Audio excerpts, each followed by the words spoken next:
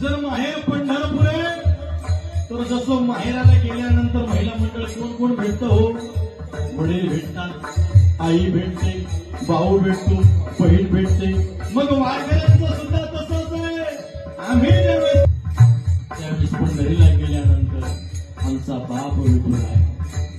हो बाप आणि आई, बाप आणि आई, हे माझे विठ्ठल कुमार, माझे विठ्ठल